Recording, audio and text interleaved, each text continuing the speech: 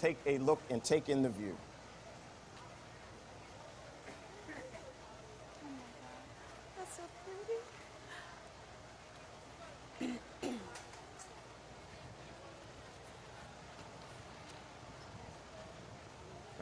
That's the G3 there.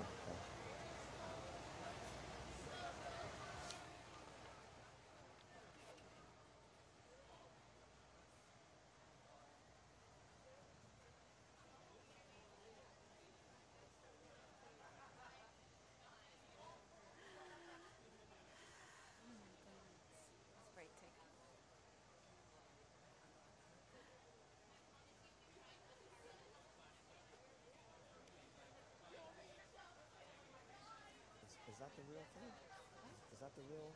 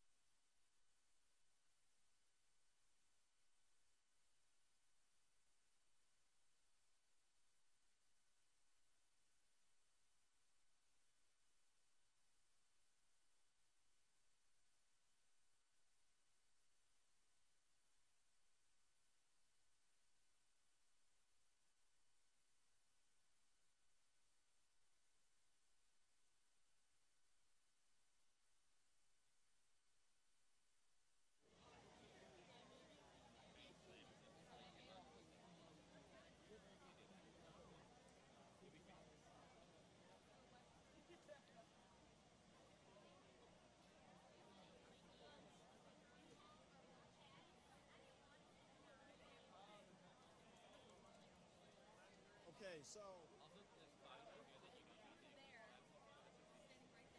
as the moon has now moved, the sun is appearing again, and we can see the diamond ring. It's amazing. It's fantastic. You see the outer edge. I see prominences, little red pieces of chromosphere from the lower atmosphere. This is amazing. This is absolutely amazing. Jody, what we got? That looks pretty cool. I mean, it's breathtaking. I just, even seeing it right now through the TV, it's just an amazing thing to see. I cannot imagine what we're going to feel here in South Carolina when we have our chance. Well, I hope we have our chance to, you know, Sean, and, you know, get that weather up here looking good here in Charleston.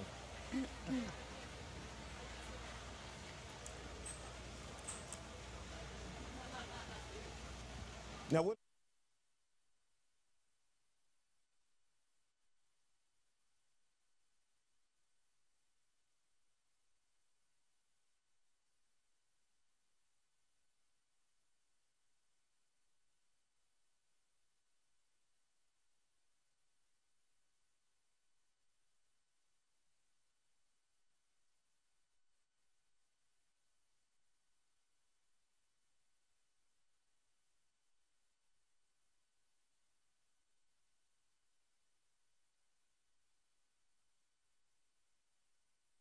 The solar atmosphere. That's what solar scientists really live for, right? Right. Yeah. Right. That is the origin. That is where the origin of space weather. Yes. You know, that's where it comes from. That's where most of the solar flares and the coronal mass ejections, big explosions of particles, originate from. Now, if there was solar activity, would we see it right now? Would we be able to see that popping up on the sun? If there was a coronal mass ejection leaving the sun, we could see it there because, in fact, we have seen it in the past, and I'll even show some history later with images that people drew of these coronal mass ejections leaving the sun during a total solar eclipse. Now, why is it so critical and so important to really get this type of view from the sun's atmosphere from the corona? Johnny? You mean like in a total solar eclipse? Yes. There's the diamond. That's There the we go, diamond ring diamond again. ring. That's amazing. That's from Madras. Wow. it is important to do this because we do this kind of eclipses artificially, but we do not do it as perfect as nature does. The moon covers the sun in such a perfect way that we see parts of the corona that we don't usually see. So Alex, explain that and safety too, right? So right now, this was the moment when you see that flash of light. That's the moment when it's time to put your glasses back on or start using your indirect methods, because now it's too bright and it could damage your eyes.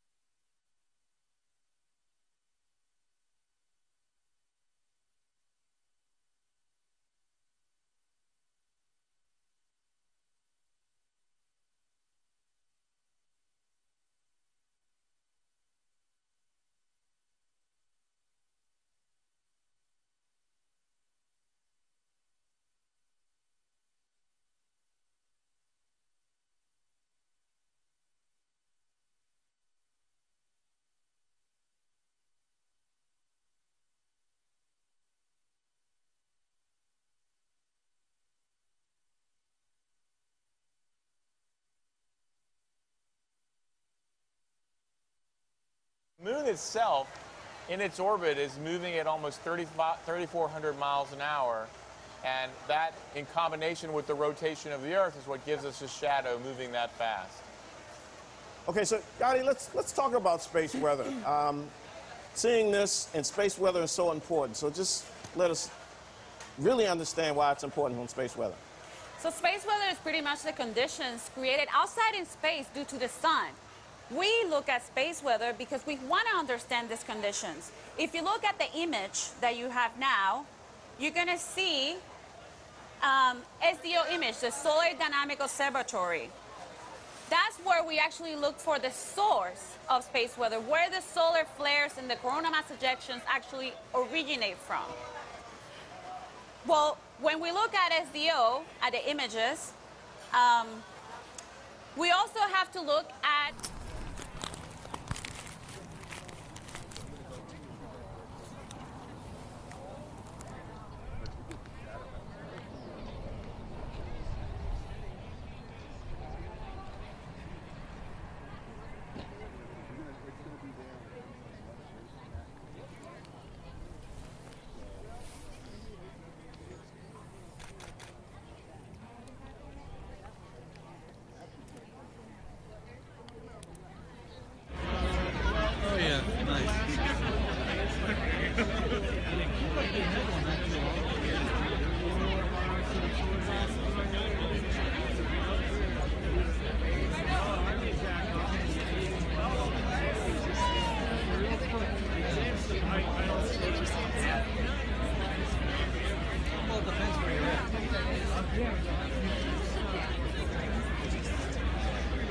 people like up in the northeast that it's nothing. It's too far away.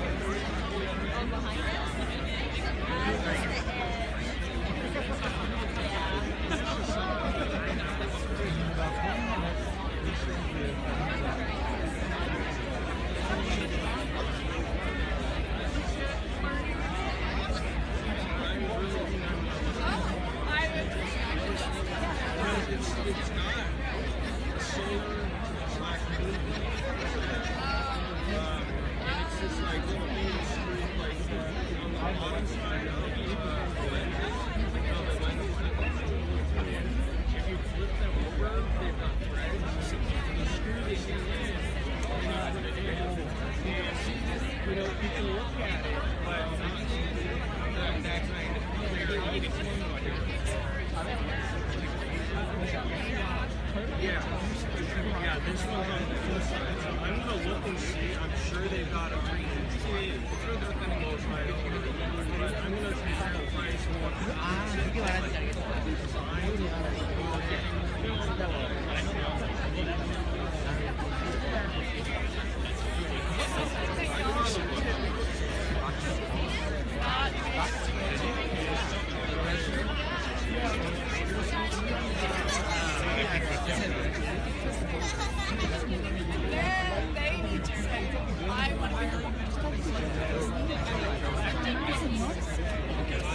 I hope I don't see my device. Now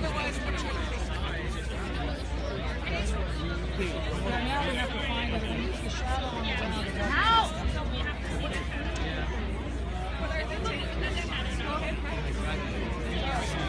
JJ, I can't see you. I look directly at it.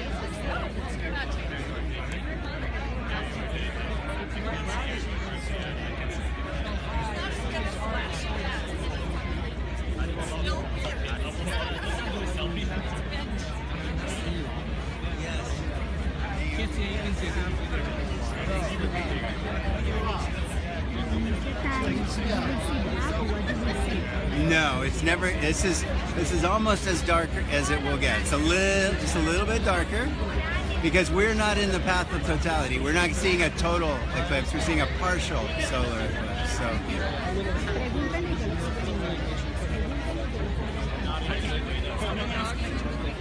Sure. Okay, where should we stand? Sí, yo lo uso.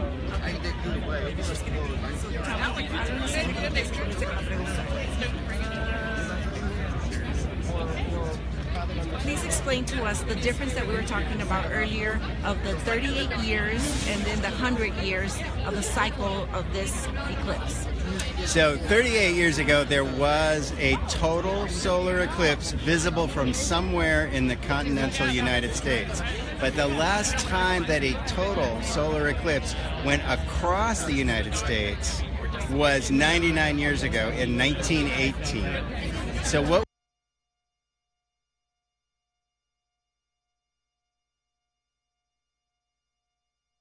we're experiencing today with the path of a total eclipse going across the United States hasn't happened for about 100 years. And that's 14 states, and 99 years ago on that path, how many states were affected? You know, I'm not sure about that. But that's the path was similar though, so it's probably close to that number. So is that why there's so much popularity, the extreme demand on this? Yeah, so what's rare about this eclipse, eclipses in general are not rare, but what's rare is the path of a total solar eclipse going across the United States. And explain, because here in Tucson, Arizona, it's only going to be 60% in the state of Arizona. That's right. But in the 14 states in that path, what are they going to experience? So the moon will completely cover the face of the sun, and when it's completely covered, it'll be like the sun just set. It'll be like twilight. It won't be completely dark, but you'll be able to see some of the stars in the sky. That's amazing. For just a few minutes. So right now, it's almost that time for Tucson, Arizona. It's 10:30 right now here. When we see the 60% should be what, 10:35? 10:36. 10:36. And what do you expect? Do you think we're going to experience here? Well, right now you may not be able to tell on camera, but the light is a little bit dimmer. If you're standing here, you can definitely tell that it's a little bit cooler out. And if you have the solar viewing glasses, you'll be able to look up at the sun and see a crescent sun. We're used to seeing a crescent moon with the cycles of the moon, but not very often do we get to see a crescent sun. Got it. Anything else that our audience should know about this year's phenomenon of this eclipse? Well, it's been a long time since a total solar eclipse went across the United States like this. There'll be another one in 2024. But there are people that get so excited about total solar eclipse that they'll go to the far ends of the earth. They're eclipse chasers. So this is special because millions of people will be able to have that experience here in the United States. And I feel like in Tucson, Arizona, we have a good experience because of the Flando Planetarium, correct? You want to explain? Isn't it like the second in the country? the second in the country for the sciences and all what Yes, you all well, do. the University of Arizona is a world leader in many sciences, especially planetary science and astronomy. And so it's really special for us to be able to host this event here at U of A with the Flandreau Science Center and Planetarium, because we have so much expertise in planetary science. And this is a great moment to teach about planetary science, because it is the planets aligning just right with the sun that enables this eclipse to happen. And we were lucky to be able to get glasses today still. You guys have another shipment? I believe we still have solar viewing glasses for sale. We were unprepared when this first started out. We have sold thousands and thousands and thousands of solar viewing glasses, which shows how much enthusiasm there is in the general public for watching this eclipse. We've never seen anything like it. This is wonderful. So right now people are able to go into the planetarium for free? Yes, the planetarium's open for free right now from 9 a.m. to noon. We're still selling solar viewing glasses. If you go into the planetarium theater, we have a live stream from NASA that shows the eclipse moving from state to state across the United States. And we have solar viewing telescopes out here on the U of A Mall in front of Flandreau, so people can check those out for free also. Wonderful. Well, we thank you for your time and congratulations. Thank you so much. Thanks for having us. Thanks for being here. Absolutely. All right.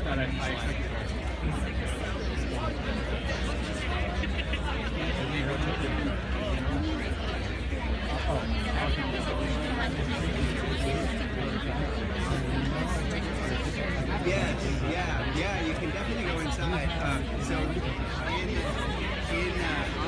in the planetarium theater on the dome, we're projecting the NASA feed. So NASA has cameras as the eclipse moves across the country. They have cameras in each place, and they go to the next one and the next one and the next one from state to state.